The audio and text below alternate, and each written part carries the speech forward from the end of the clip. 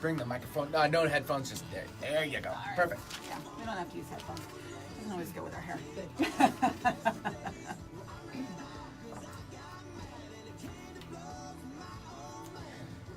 Music going. Here we go.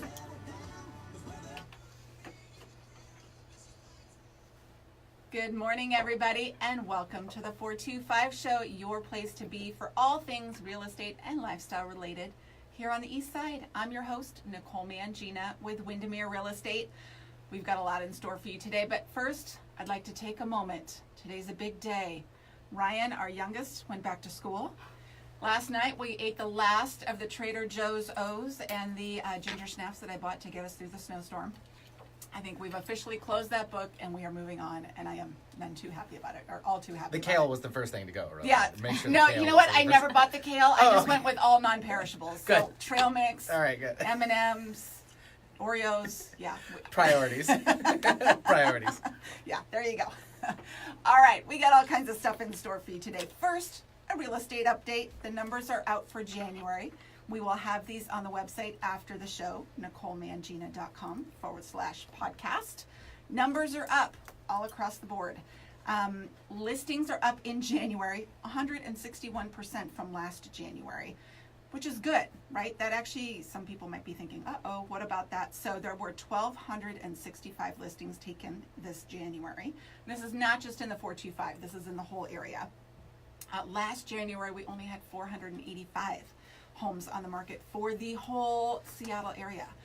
That's not enough homes. 1,265 is actually a much better number. And also, though, with those sales coming up, or more properties on the market, we've had more sales. The month supply of inventory dropped from 2.5 months to 1.8. So that means that even though more properties are coming on the market, more are selling. So there you go. We'll have all the numbers on the website after the show, NicoleMangina.com/podcast. I have way too many things going on right now. And before we get to our guest, I just wanted to follow up from last week and say a huge, huge thank you to everybody that supported us, and not really us, but the small businesses. We talked about that on the show last week with all these snow days. You know, it might be inconvenient when your kids are home, but these small businesses are really struggling because they've been closed for almost 2 weeks. So we ran a contest. If you nominated a small business or posted about having visited a small business, we entered your name into a drawing. I'm going to draw 5 names. We'll connect with you after the show, and you get to pick. It's a $50 gift card to whatever your favorite small business is. So let's see. Drum roll. Oh, actually, I'm going to introduce Wendy. We have Wendy Tyner here with us today. You are one of the organizers of the Wintergrass Festival that's in Bellevue this weekend, Yes. right? Thank you for welcoming me. Yeah. Would you mind doing our drawings? Okay. Can we Drum do roll again. Well, I've got one I actually. won't so. take do the you? one that's taped to the bottom. that? Okay. I played it twice. So let's see. First name, Karen Ray. Hey! Woo-hoo! Way to go, All right. Karen. Gift card coming out. We have to draw 5 of them. So keep going. I know, right? This is how much I believe in small businesses, though. Kiyama. I know who you are. $50 gift card coming your way. Larry Snyder. Hey, Larry Snyder! Woo-hoo! Woo! I love Larry! Nick Ricci. Yeah! Yay! You can buy some more oatmeal and egg whites. I saw your post on Instagram this morning. You're training for a big show. There you go. And Diane Terry. Yeah! Booklarder coming your way, or wherever you want to go. Round of applause for everybody. So, woohoo! Yay! Thank you to all of our winners and to everybody who participated in that. I think we'll have to run another contest in a couple months because that was super fun. And now, Wendy, let's chat. The Wintergrass Festival. Oh, yes, Wintergrass is coming up this Thursday. It's held at the Hyatt Regency Hotel in Bellevue. And it is our 26th year. Oh my goodness. And we're expecting over 12,000 visitors who will come to the hotel with 6 venues that are all indoors. So folks can come listen to bluegrass and Americana music, some jazz grass, a little country. Awesome. And it's from about Thursday night at 5:30 until Sunday until after 5. This is like an all day, everyday thing. Yes, Right? and all night. And all night. Yes. So that's great. I'm so excited that you're here sharing this, because that's what this whole show is about, right? It's, if you want to talk real estate, I always invite you to send me a note and let's figure out how to connect. You can always email me, Nicole@NicoleMangina.com. But really, it's about what makes this a great place to live, and it's the events like this. And this is a cool one. Well, and I was going to start to talk about all the bands and workshops and the education program, but one of the areas that really stand out for Wintergrass are the volunteers. Yes. We have 300 volunteers that come from the region who devote their time to Wintergrass, and 25 of them devote their time year-round to put this on. Yeah. And it's a wonderful community, family-oriented indoor festival. Kids can come and jam, and they can attend some of the workshops and education programs. The jamming is remarkable. Imagine a hotel, an upscale hotel in Bellevue that turns out to be full of people holding instruments, playing instruments every 20 feet. They just join jamming sessions with people they don't know. And there may be a 7-year-old who might lead it.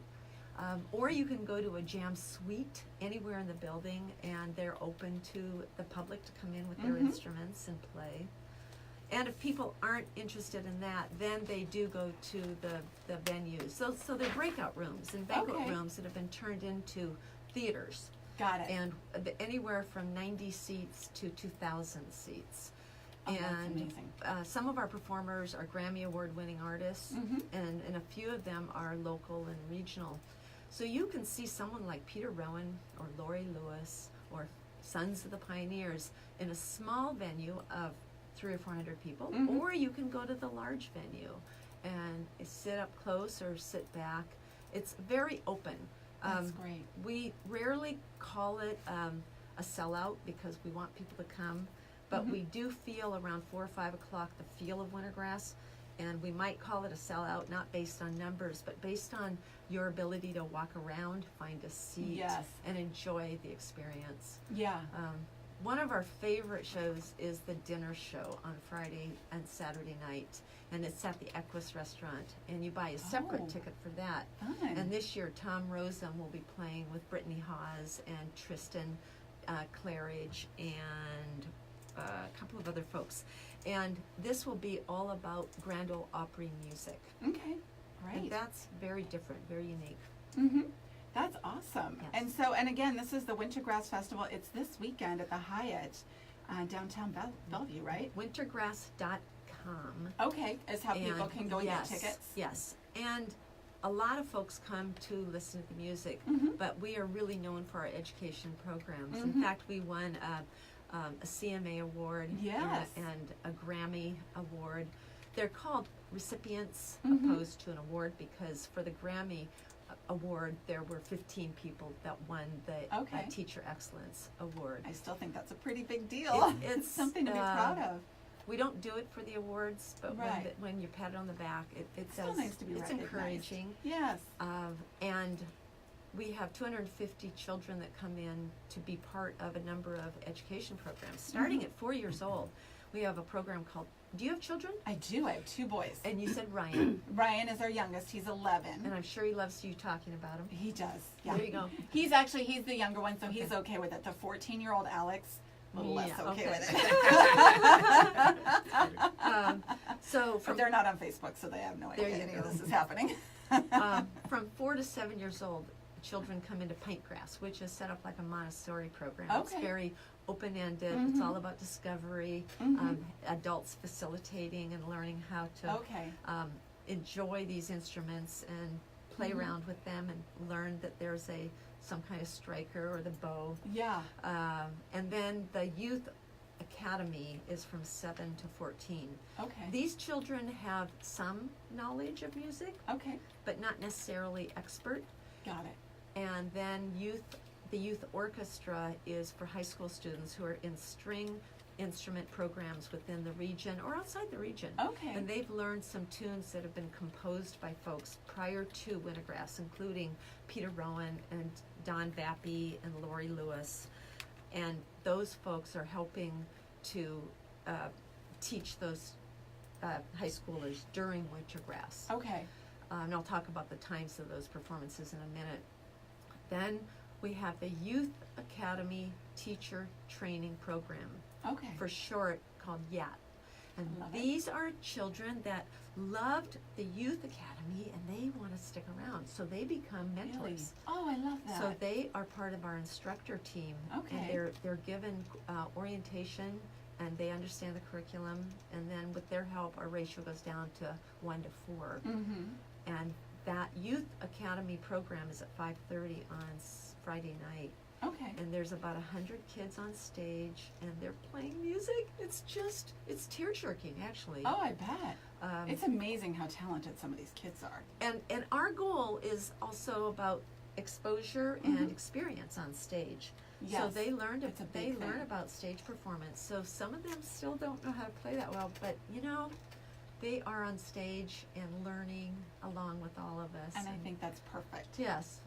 The youth orchestra experience is one of the most unique programs, and I won't say that we can take credit for the first time, Mhm. but it did start in 1994.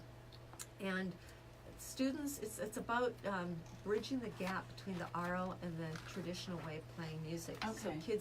some kids can read music and some play by ear. Okay. So this is an experience where kids have been learning how to read music, and Oh, now sure. they have to learn to play by ear. Oh, which is a totally It's a different experience. very different experience. Yes. So there's about 125 students on stage from the high schoolers, from the Okay. high schools Mhm. that play. And that is at 3:00 on Sunday. And do they get together and rehearse ahead of time? They all have- of these both kids? of these or- groups have been rehearsing Okay. from about Wednesday morning on. Okay, so a little bit, but not a ton. Yes, but the high That's great. schoolers learn some of this music in their 6 high school Oh, got it. programs. Okay. For a few months. Mhm. We want all kids to come to Wintergrass, so under 12 they are free. Okay. And about half of the 250 kids get full scholarships. Oh my goodness. And there's no application process. Right. If they ask, we deliver. Oh, that's wonderful. It's superb. And we also found out about 4 years ago that the parents weren't coming. They Oh. couldn't afford it. Oh. So we have a that's good. special price for those parents. Mm-hmm. And then part of my job is philanthropy, and we have donors that give a lot of money, and they get, as a gift back to them, they'll get a room. They don't want the room, they want to give it to a family. Oh, great. So we often then give them these extra rooms. Right, because I would imagine Yeah. some of these people are traveling. Many are From- traveling. okay. Although for you, and 82% of our audience does come from Okay. the Puget Sound region. Right. But people come from 33 states Mhm. and 7 countries, Wow. including Iceland, Sweden, Really? Japan, Italy next year, Quebec, Quebec, Quebec, Okay. Manitoba. Oh, wow. And we often have bands that come from different countries. So next year we have a band called Red Wine coming. And Wintergrass is always at the end of February, the last 4 days. Okay. And we strive to not have no snow. I know. So I don't know I'll- how we escaped the snow for this week. I know, and I think you'll probably have a lot of last-minute ticket purchases, as everybody could realize is now they can get out, and we're itching to get out of the house and do some things. There's cabin fever, absolutely. I think we And- all have it. And you can come for 1 day or 4 Right. days, and the prices are different. So a 1 day ticket is anywhere from $40 to $60. Okay. But there are But that's a whole day 29 bands. Yes. And Schedule. can you kind of go in and out of the hotel? Absolutely. Because you're right in the heart of downtown Bellevue, so you could come and watch some stuff, maybe go get some lunch, or go get a snack somewhere. Oh, and please acknowledge all those restaurants that are nearby. They provide food for our hospitality. We Oh, have gee, really? 700 people that we serve food to Oh my all goodness. week long because Wow. they're working. Yeah, And this is a big production Artists, to put on. yes, everyone, and they run in and grab really good food from Patty Coins. Oh, good. Patty Coins and 13 Coins Uh-huh. and Sweet and P.F. Chang. Oh, that's And perfect. then all the bread is from Franz Bakery. Oh, yum. Oh, I I know. just have to It's come and excellent. volunteer next year so I can eat the whole time. People can always volunteer, and there is a place on our website to be involved. volunteer, and we are absolutely full for volunteers this year. But Yeah. they're anywhere from stage management to operating a door, and meaning that you just look at wristbands. Mm-hmm. So I said about $40 to $60 per day. Right. And you had a couple and then- different options. You could buy by the day. You could get a Buy whole the 4 weekend. days. Yes. And then folks that come from the military are less expensive. Oh, Seniors have okay. a really good price. Great. And then I mentioned children already. At wintergrass.com, people can go and look at the bands that are lined up, the workshops, but also all the exhibitors. Mm-hmm. So the hotel lobby is filled with 46 exhibitors, Okay. vendors, and there's a luthier room, and you can go in What's that? and see homemade, handmade, handcrafted mics by Ear Trumpet, guitars way. by Bowerman, I didn't know all this stuff. My husband is a fiddles. fanatic music guy. Like, he probably has 2,500 albums, like old Yes. school records in the Yeah. house. He's gonna love this. This I'm so is excited. please visit the shows, but a lot of people wander through the exhibit halls Mhm. because they're people like Taylor Mhm. and Neckville Banjo. I mean, Neckville does make their own banjos Mhm. as well, but you can hopefully buy an instrument there. Right. But they're filled with different kind of vendors, and then we have vendors like high end and moderately priced jewelry Sure. and hats Of and course. shoes. Oh, But I'm in. they're really nice items. They're worth coming to look Yeah. at. And those are there late at night, up until 10 p.m. Oh, wow. And are they open, like, during the day as well? Like, Friday Yes, during the day? yes. Okay. And don't tell the public this, but that area is open, and you don't have to buy a ticket. Oh, okay. Don't tell anybody. Yeah. Just for you, 425 show listeners.